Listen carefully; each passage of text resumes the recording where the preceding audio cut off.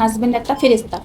ও যা বলতো আমি সেটাই বিশ্বাস করতাম সব। কখনো কোনোদিন কোনো ওর কথাতে আমি মানে মিথ্যে মনেও হয়নি, কখনো যাচাই বাছাইয়ের প্রয়োজনও মনে করিনি। সবসময় আমি ওর কথা বিশ্বাস করতাম, ও যেটাই বল। তো ট্রান্সপ্লান্টের পর থেকে যখন অনেক অতিরিক্ত মাত্রায় মোবাইল আসক্ত, সারাদিন রাত 24 ঘন্টা তার মোবাইল নিয়েই কাটে।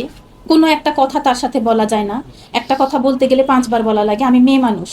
ও যে বলেছিল বিভিন্ন ভিডিওতে, আমি যেটা দেখলাম, ও বলছে যে আমি মোবাইল নিয়ে থাকি, আমি টিকটক নিয়ে থাকি। আপনারা আমার টিকটক আইডিতে ঢুকে দেখবেন আমি কত মাস ধরে টিকটকের ভিতরে নাই। আর আমার টিকটকের প্রত্যেকটা জায়গায় আমার হাজবেন্ড আছে। ও যে বলেছে টিকটকের মাধ্যমে আমি পরকীয়াতে জড়িয়েছি। যদি একটা মেয়ে সেই উদ্দেশ্যটা থাকবে, তাহলে টিকটকের ভিতরে তার হাজবেন্ড কেন থাকবে?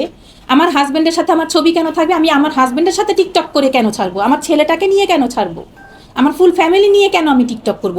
আমার যদি উদ্দেশ্য থাকবে আমি টিকটকের মাধ্যমে প্রেম করব, পরকীয়া করব, তাহলে তো আমি সিঙ্গেল, আমি আনম্যারিড, এটা প্রচার করব, তাই না? তাহলে আমি কেন এভাবে আমার ফ্যামিলি নিয়ে, আমার হাজবেন্ডকে নিয়ে আমি তাহলে টিকটক কেন করব?